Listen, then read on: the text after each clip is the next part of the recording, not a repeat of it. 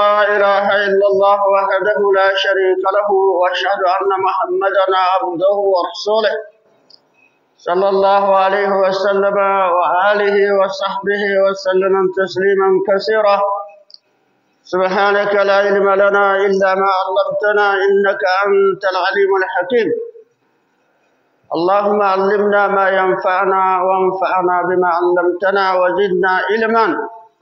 رب اشرح لي صدري ويسر لي أمري واحلل عقدة من لساني يفقه قولي. Glorifie Allah soir et matin. C'est Allah qui nous ordonne dans le Saint-Coran, glorifie Allah soir et matin. Parce qu'il a la louange dans les cieux et sur la terre, dans l'après-midi et au milieu de la journée. Du mort, il fait sortir le vivant, et du vivant, il fait sortir le mort. Et il donne la vie à la terre après sa mort.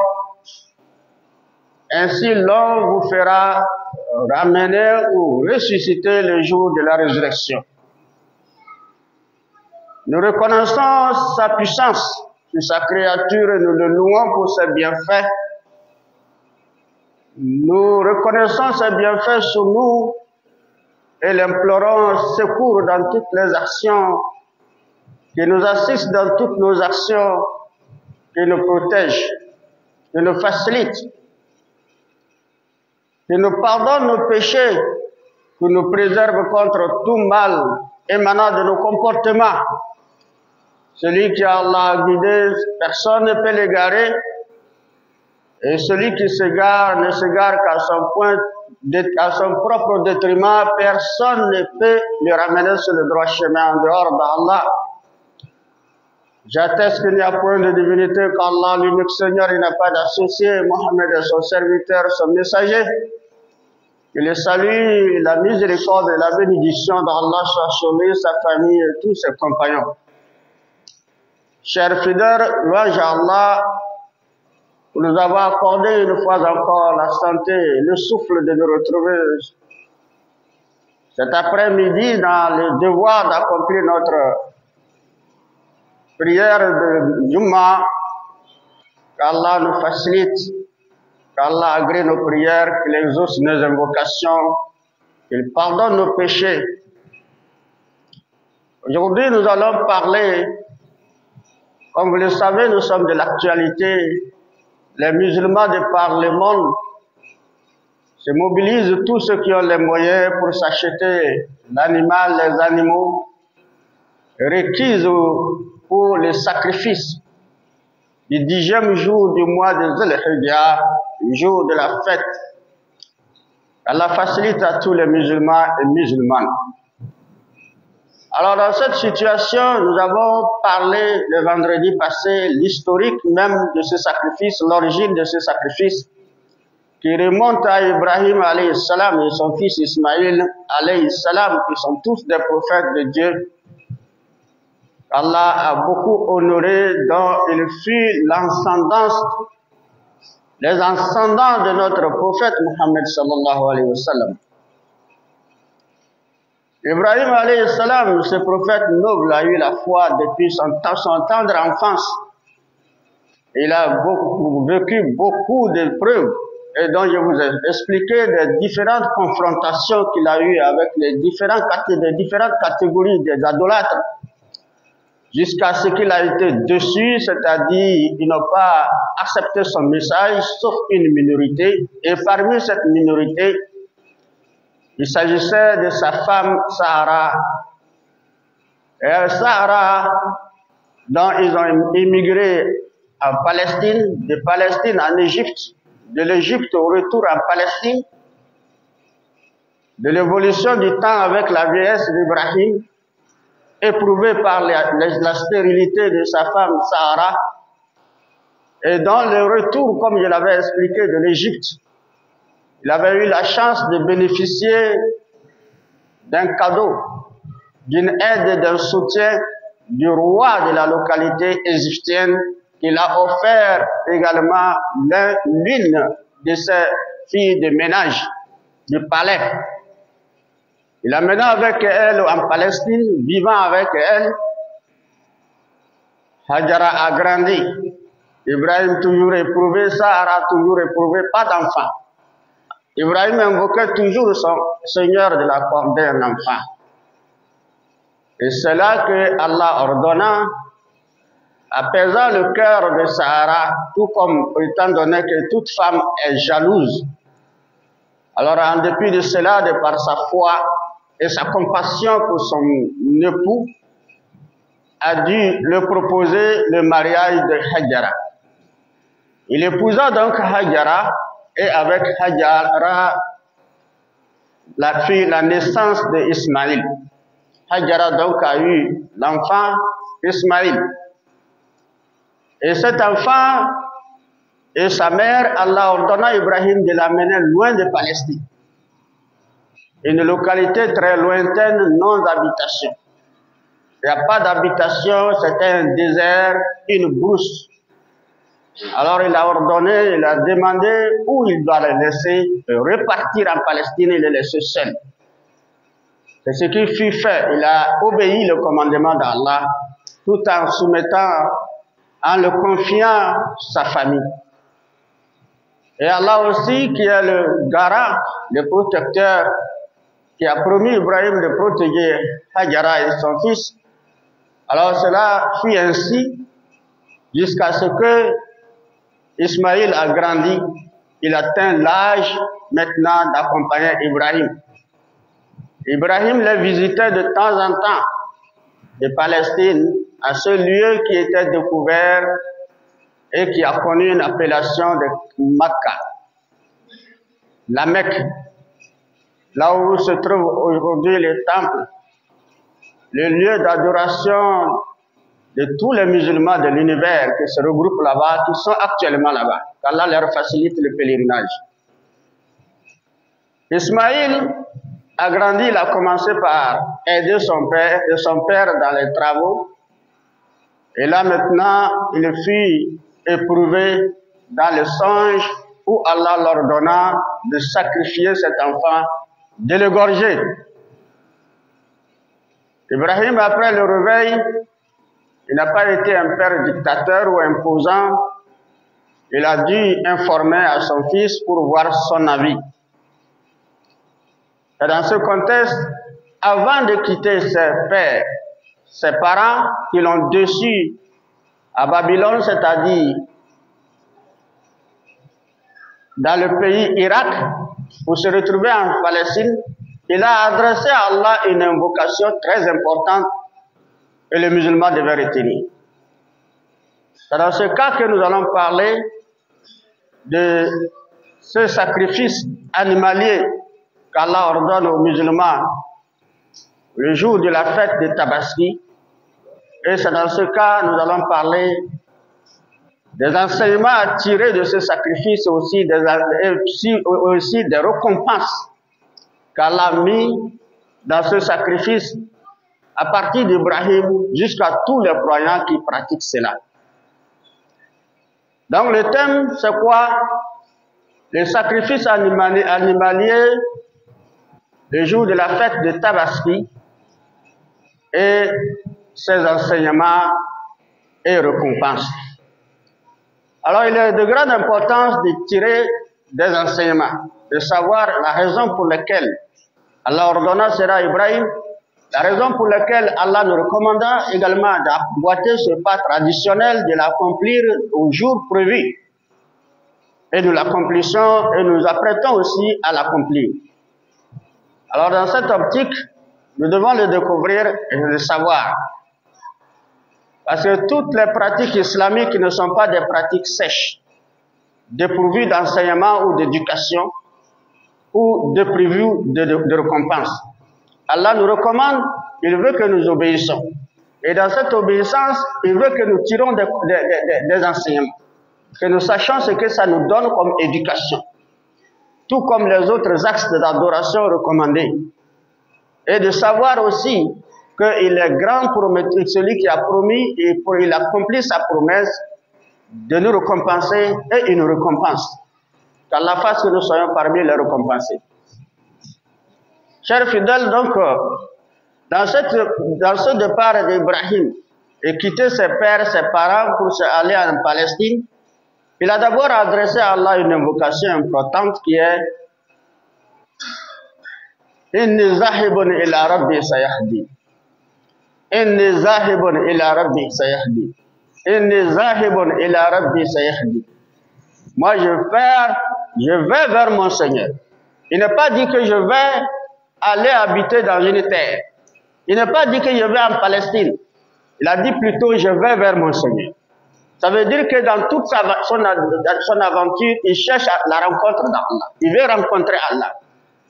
Que ce soit en Palestine ou là où il va vivre, il veut la rencontre d'Allah. Il veut avoir une relation étroite avec Allah. Et il dit, moi je vais vers mon Seigneur. Pour quel but? Pour que mon Seigneur me guide. Allah l'a déjà guidé, mais il craint la perte. Il craint également la perte. Il craint l'égarement.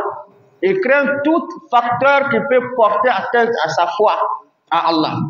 Et il demande à Allah toujours le renfort, qui n'est autre que plus de guidance.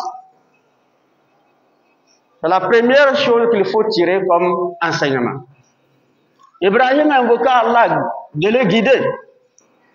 Ce qui veut dire que nous, musulmans, dans toutes nos actions, la première chose, lorsque nous levons la main pour demander à Allah, n'avançons pas de l'argent, n'avançons pas ceci ou ceci, qui est matériel, avançons d'abord le spirituel, qui est la guidance. Parce que lorsque Allah te guide et qu'il te donne quelque chose, alors il t'inspire en même temps l'intuition de la manière de gérer la chose pour qu'il soit satisfait de toi, pour que tu sois satisfait de la chose, pour que les gens soient satisfaits de toi. Si Allah a guidé l'homme, alors il ne perd pas le temps à poser les actes avec les mauvais actes avec ce qu'Allah lui a donné. Que ce soit le pouvoir, que ce soit le savoir, que ce soit la richesse. Alors cette guidance le guide dans toutes ses actions. Il gère son pouvoir de par cette guidance. Allah le guide comment faire pour être satisfait, comment satisfaire Dieu dans cela et comment satisfaire les gens. Et il est dans cette situation. Lorsqu'il a invoqué Allah, il est parti en Palestine avec ses épreuves. Ismaïl fut né 13 ans, à l'âge de 13 ans pour l'accompagner dans les activités.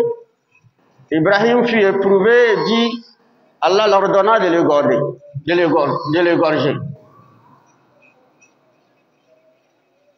Et quand il invoquait Allah, il dit, Rabbi habli min as-salihin. Avant qu'Allah lui donne l'enfant, il a d'abord invoqué Allah intensément. Rabbi habli min as-salihin. Il dit, oh mon Seigneur, accorde-moi un enfant vertueux. Donne-moi un enfant vertueux. Allah, donne-moi un enfant vertueux. Il n'a pas dit uniquement, donne-moi un enfant. Il n'a pas dit uniquement, Allah, donne-moi un enfant, mais il a ajouté vertueux. Parce qu'il ne veut pas enfant, mais il veut la qualité. Il veut la qualité de cet enfant. Sans la qualité, ce n'était pas la peine. Donc, il convoitait la qualité, une bonne qualité de l'enfant, qui est la vertu, la piété, la foi en Allah et le savoir. Lorsqu'il demandait à Allah, Allah dit, moi j'ai répondu à son appel. Et nous annonçons la naissance d'un enfant vraiment vertueux. Nous l'avons annoncé, la naissance d'un enfant vertueux qui serait prophète du nom d'Ismaïl. Voilà, Ismaïl a grandi, Ibrahim était déjà informé qu'il serait prophète, il serait vertueux, comme la qualité qu'il a demandé, Allah lui a donné. Allah le demande de gorger. Comment comprendre ça? Mais il a voulu exécuter l'ordre. À ne pas poser l'acte dictatorial à son fils, il a dit, alors, mon fils, inni ara fil manami anni azbahuka fanzuru maza tara. Qala ya abati fa'al ma tu'mar satajuduni insha'Allah min as-sabirin. Ibrahim dit, oh mon fils, je t'ai vu dans le songe, j'ai vu dans le songe en train de t'immoler, de t'égorger par l'ordre d'Allah. Qu'en penses-tu? Qu'en penses-tu? Qu'est-ce que ce que tu penses? Le fils, quelle est sa réponse? Étant vertueux, étant croyant, ayant aussi besoin de Dieu, Il se dit, ah, le bas monde, Allah m'a amené. Allah veut qu'on me ramène vers lui, alors je préfère que retourner vers lui. Ya abate falma tomar, mon père, fais ce dont tu as été, Dieu t'a recommandé. Fais ce que tu veux. Et falamma aslama wa tallahu lil jabin. Et lorsque tous deux sont soumis à l'ordre et prêts à exécuter l'ordre d'Allah avec le couteau à main, prononçant le nom d'Allah pour égorger le fils,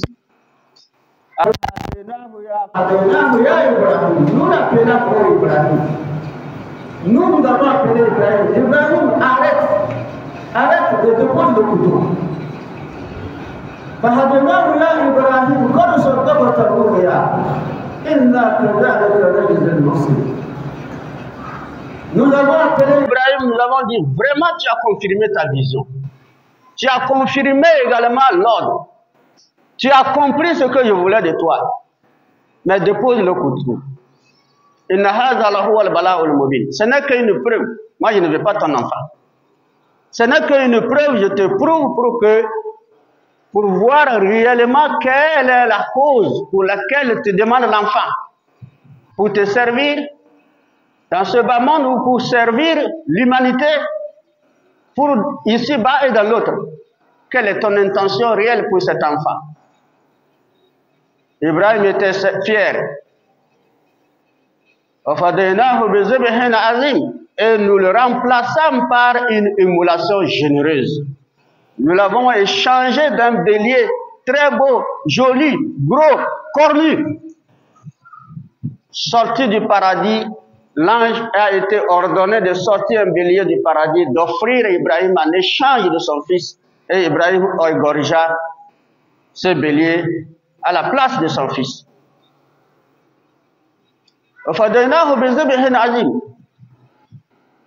Maintenant, quelle est la récompense?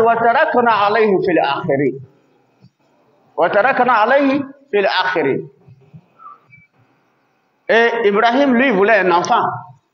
Mais Allah dit non, ça ne va pas se limiter à un enfant. Tu auras plus que ça, et des descendances. Alors nous avons renforcé son renom. Nous avons fait de lui un être prophète populaire. Et sa popularité n'est pas une popularité des désordres. Il n'a pas été populaire dans le cadre du mal, mais populaire dans le cadre du bien, de la piété, de la foi. Le monde entier a connu Ibrahim, de par l'histoire de sa piété. Il a été populaire, tous les livres saints ont mentionné Ibrahim, alayhi salam. Et nous perpétuons son renom, nous avons perpétué son renom, et ce renom ne va pas se limiter à lui, il doit avoir des enfants qui vont le nourrir encore. D'abord Ismaïl. Et nous avons, nous, Allah dit, moi j'ai salué Ibrahim. Je l'ai félicité. Wassalamun ala Ibrahim. C'est ainsi que nous récompensons les bienfaisants. Et en récompense, nous l'annonçons la naissance d'Isaac. Cette femme, Sahara, éprouvée de la stérilité et atteint l'âge de vieillesse intense, et n'espérant plus d'enfants, dont Ibrahim même n'imaginait plus, Allah dit, nous annonçons la naissance d'Isaac par Sahara. Une femme vieille va tomber enceinte. Voilà ce que nous voyons dans cette histoire. Maintenant, quels sont les enseignements à tirer? Comme je l'ai dit plus haut, il a dit, moi je vais vers mon Seigneur pour qu'il me guide. Et Dieu le guida. Il était déjà guidé, Allah renforçant également sa foi et demeurait dans la foi. Sinon, l'épreuve devait le secouer. Vous savez, nous, les croyants ordinaires, qui avons la foi ordinaire, moindre épreuve, nous sommes dans la lamentation. Oh Dieu, comment? J'ai fait quoi? Non, non, non, non. Et l'enfant aussi dira non. Comment? Ouais, moi, égorgé, je ne suis pas mouton. Mais ce n'est pas le cas, parce qu'il a demandé. Alors, si nous voulons atteindre un degré, un niveau donné de foi de plus haut degré, que nous le demandons. Comme nous demandons la richesse, nous demandons le pouvoir, nous demandons tout ce qui nous est profitable. Matériellement, nous le demandons à Allah. Et Allah donne pour la plupart. Et pourquoi ne pas le demander au prime abord lorsqu'on lève la main pour dire Allah, Allah, pour commencer, il faut demander à Allah de te guider. C'est la meilleure des solutions. Si Allah t'a guidé, tu ne vas pas désobéir à tes parents. Si Allah t'a guidé, tu ne serais pas impoli à l'école. Tu ne serais pas impoli dans l'apprentissage. Tu ne serais pas impoli dans le service. Tu ne serais pas détourneur de fonds dans le service. Tu ne serais pas ceci. Tout ce qui est mal, tu ne le seras pas. Tu serais hors de cela. Si Allah t'a guidé. Et Ibrahim ajouta, donne-moi un enfant. Et il a dit vertueux. Il a demandé un enfant d'une qualité de vertu, de bonne vertu. Et Allah lui donna un enfant aussi qui a cette qualité. Donc l'enfant, c'est cette qualité qui a accepté l'enfant de se soumettre pour qu'on le gorge. Sinon, ce n'était pas possible. Donc, si nous voyons, il y a un certain nombre d'enseignements que nous pouvons tirer et avoir une finalité. Parce que, on a vu, il a demandé la guidance, il a demandé l'enfant, et nous avons vu le don. Allah lui a donné. Pourquoi? La formule de la demande était vraiment une bonne formule. Allah était vraiment fier de la demande. Il faut demander ce qui va contenter ton Seigneur. Et là, rapidement, il te donnera. Il y a ce que Allah veut. Allah veut que par les choses qu'il faut mentionner pour le demander.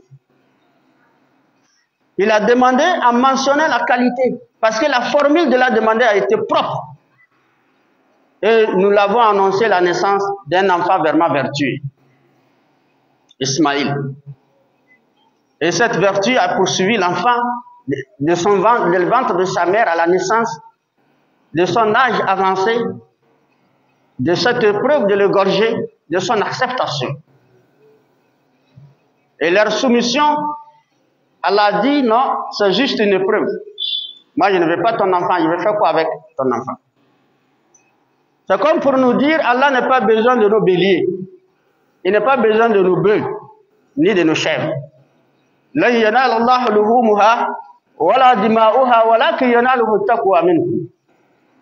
Allah dit ni leur chair, ni leur sang n'atteignent Allah. Ni leur chair, ni leur sang ne l'atteignent. Ce qu'il atteint de votre part, c'est la piété. Vous égorgez, le sang coule par terre, vous fermez. Vous emportez la viande dans la cour, vous découpez, vous mangez la chair.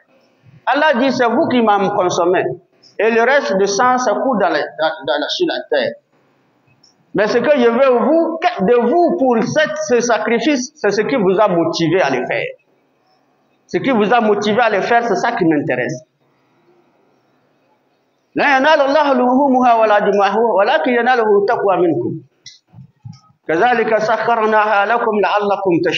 ainsi que nous vous avons assujetti ces animaux. Nous avons créé ces animaux à votre service.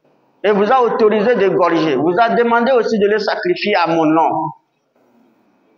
Afin que vous soyez reconnaissants des bienfaits que je vous ai accordés. Et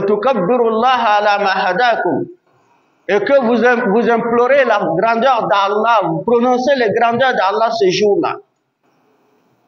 Et c'est cette formule de grandeur d'Allah. Allahu Akbar, Allahu Akbar, la ilaha illallah, Allahu Akbar, walillahi alhamd.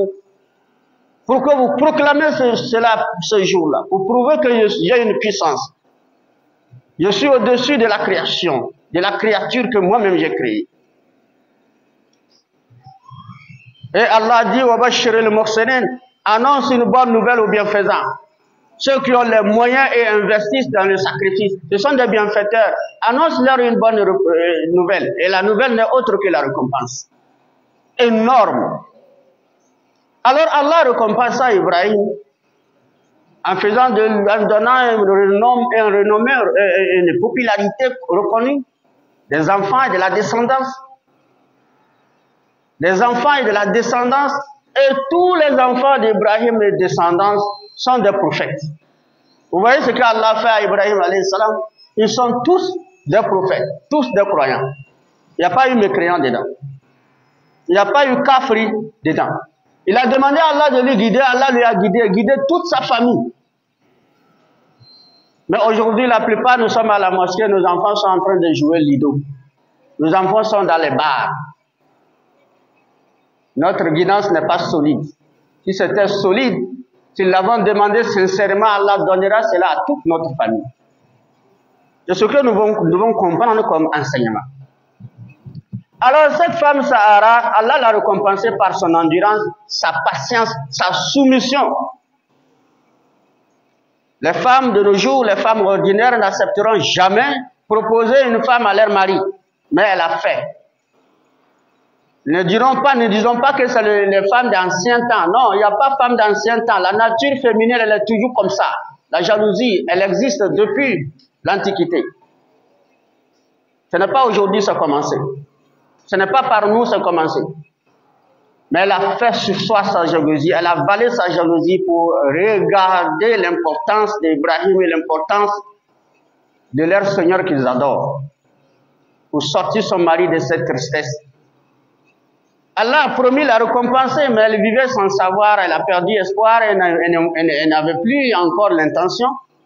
Allah envoya 2 anges pour venir chez Ibrahim lorsqu'il était là avec sa femme Sahara en Palestine. Quand Ibrahim a quitté là-bas Hajara et Ismaël, il est revenu encore pour visiter Sahara. Les 2 anges sont arrivés.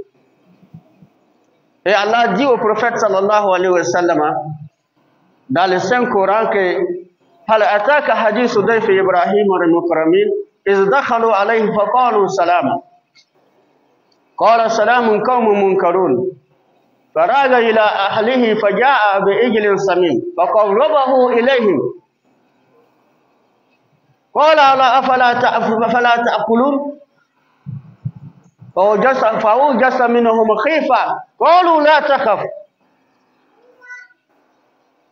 وبشرناه بغلام عليم فأقبلت امرأتي فقرت في وجهها وقالت عجوز عقيم قالوا كذلك قال ربك إنه هو الحكيم العليم.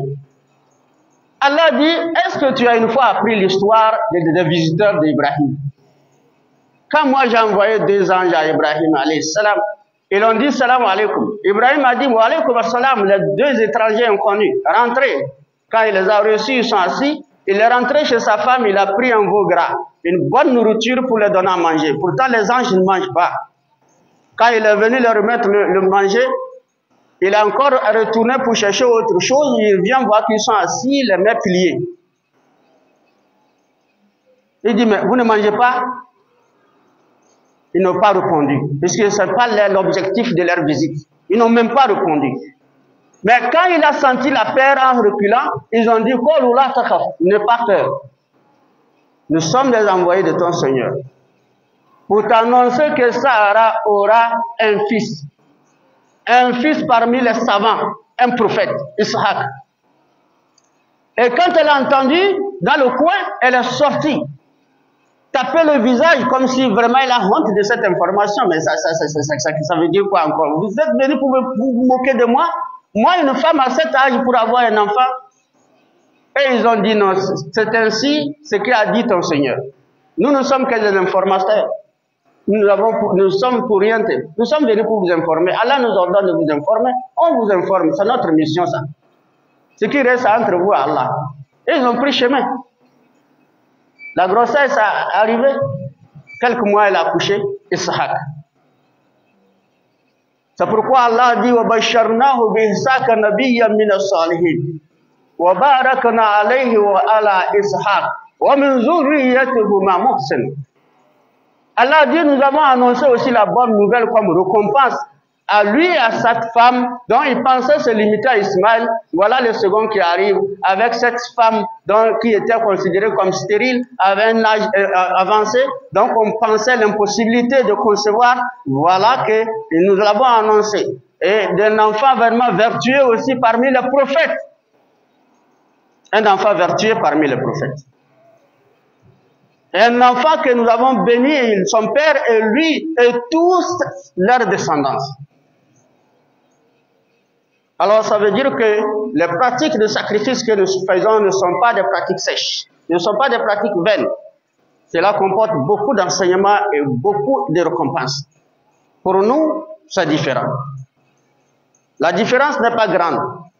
Pour nous, l'obéissance d'Allah de dépenser, Allah nous donnera ce qu'on n'espérait pas. On pense qu'on perd de l'argent, on ne perd pas.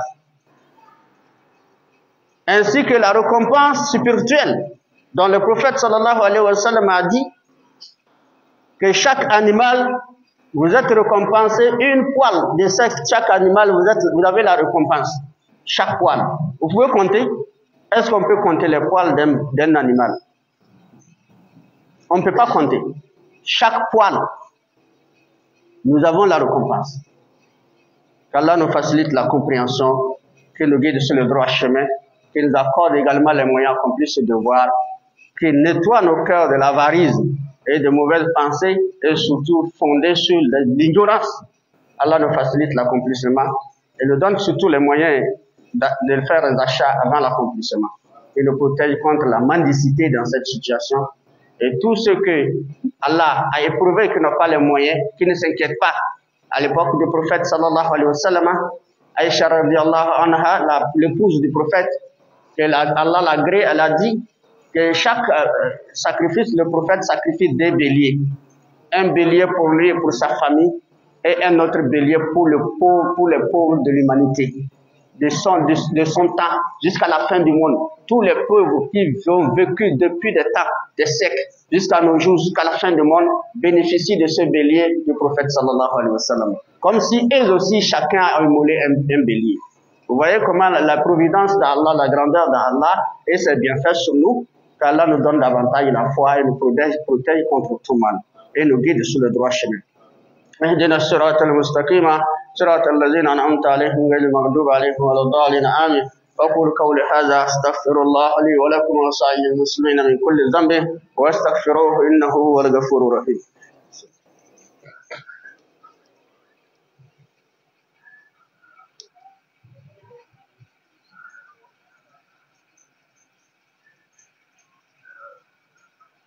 الحمد لله وصلى اللهم على سيدنا محمد وآله وصحبه وسلم تسليما كثيرا. Nous avons compris que les invocations, il faut faire suivre les invocations d'une bonne qualité de la chose. Lorsqu'on a dit Rabbi habli min as-salihin, Ibrahim a dit donne-moi un enfant vertueux. Il n'a pas dit seulement donne-moi un enfant. Nous avons parmi nous ceux qui ont été éprouvés et qui n'ont pas d'enfant. Alors, lorsque vous voulez demander cela à Allah, ajoutez un enfant pieux, vertueux. Ne dites pas seulement Allah donne-moi l'enfant. Si vous demandez seulement Allah donne-moi un enfant et que vous trouvez l'enfant, vous n'avez pas augmenté la qualité que vous voulez. Allah vous donnera ce qu'il veut. Et c'est la plupart de ces enfants qui sont insupportables. Parce que nous voulons un enfant, non? Voilà ça. Allah donne-moi l'argent. Il faut augmenter la bonne qualité. Allah donne-moi l'argent béni, l'argent halal. Wallah, si Allah veut te donner, il te donnera cela. Mais si tu dis Allah donne-moi l'argent, Shaitan s'infiltrera et te guidera à poser des actes pour avoir l'argent haram. Et c'est cet argent qui va te poser des problèmes ici-bas comme dans l'autre. À travers son acquisition, à travers ses dépenses. Parce que tout ce qui est mauvais, les dépenses sont mauvaises. Et tout ce qui est bon, les dépenses sont bonnes. Allah nous facilite cette compréhension aussi. Si nous voulons demander l'autorité, le pouvoir de commander, demandons la sagesse, le bon comportement dans ça. Et lorsqu'Allah nous donnera, il effacera, ça dit, il changera notre destin mauvais en bon. Si nous étions des mauvaises personnes, il fera de nous des qualités d'une personne exceptionnelle, excellente dans le comportement. Et tous les actes que nous poserons dans le cadre de notre commandement seraient justes, appréciés, satisfaisants, appréciés par ceux qui sont gouvernés, et c'est ainsi que apprécié par le Créateur qui te l'en a donné. Parce que tu gères selon la voie qu'Allah a voulu. Voilà ce que cet enseignement voudra que nous disons. La précision de ce que nous voulons doit être dans le cadre d'une bonne qualité. Alors si nous comprenons cette bonne qualité, l'enfant était bonne qualité. Mais le bélier aussi qu'Allah a remplacé n'était pas une mauvaise qualité. Allah lui a donné un bon bélier. et nous l'avons remplacé par un bélier généré, un bélier gros, cornu, grand. Ce qui veut dire que les musulmans, pour égorger, Allah dit non, ils n'ont pas seulement la viande, ils n'ont pas besoin de la viande ni le sang. La yanal Allah luhumuha wala dima'uha, walakin yanaluhu taqwa minkum. Fais un effort. Alors, selon ses moyens. Chacun fait selon ses moyens. Mais si tu as les moyens, fais un effort pour acheter un bon bélier, présentable. Donc, la chair serait délicieuse à tous les invités ou à tous ceux qui reçoivent comme cadeau de ta part. Fais un effort pour que ce soit aussi gros, beau, joli. Que ce ne soit pas un bélier, un mouton, un bœuf malade, borgne, la queue coupée, maigre, boiteux. Non, non, non. Que ce ne soit pas boiteux. Que ce soit en forme. Comme Allah nous a présenté la qualité de ce qu'il a donné à Ibrahim, Allah voudra que nous le présentons la qualité, que si même ce n'est pas similaire ou semblable, que ce soit au moins quelque chose du juste milieu, pour plaire à Allah ou pour plaire pour tous ceux qui sont des bénéficiaires. Les gens payent les béliers ou les chèvres ou les bœufs, on égorge les jours la main, ils ne mangent jamais la viande là. Et ils n'attachent même pas en public. Parce qu'ils se cachent ça. Quand vous voyez les gens attachés, c'est quelque chose qui est vraiment présentable. Ouais, c'est pour qui ça? Ça aussi, Allah ne veut pas. Ne paie pas pour qu'on dise c'est pour qui ça. Paie au nom d'Allah. C'est pour Allah, je veux faire. Et toi aussi, si tu sais que tu vas cacher ton animal pour que les gens ne disent pas, mais c'est quoi ça là? Alors n'achète pas, il faut laisser. Ça veut dire que tu n'as rien. Tu n'as rien. Il faut laisser tomber. Ça ne te concerne pas. Donc il y a beaucoup de hadiths relatifs à cela. Et le prophète nous met en garde, tous ceux qui ont les moyens de faire le sacrifice et qui ne le font pas, qui ne viennent pas au lieu de nos prières. À l'époque du prophète, on constate qu'à l'époque du prophète, des sahaba, les tabi'in, qui avaient le pouvoir de commandement, s'il constate qu'une personne a les moyens et il ne l'a pas fait, on l'empêche, il ne va pas venir sur le terrain, il ne va pas venir prier avec nous. Il est qualifié comme un hypocrite en islam. Il a les moyens, qu'est-ce qu'il empêche? Vous voyez ça, c'est une menace. Donc ça aussi, cette condition n'est pas une condition de mariage. Ça n'a pas de rapport avec la fondation du foyer. On a dit moyens. Il y a les gens qui ont les moyens, n'ont pas encore marié. Et ce n'est pas forcé de tuer, manger. On veut que tu partages. Si tu ne manges pas parce que tu n'as pas de femme pour préparer, partage. C'est la récompense que nous visons. Le mariage avec femme n'a rien à voir dedans. Je ne suis pas marié, je suis femme célibataire, ça n'a rien à voir. Vous êtes femme mariée, non mariée, vous avez les moyens, faites le sacrifice. Le père fait pour lui, sa femme et toute la famille, ça englobe toute la famille.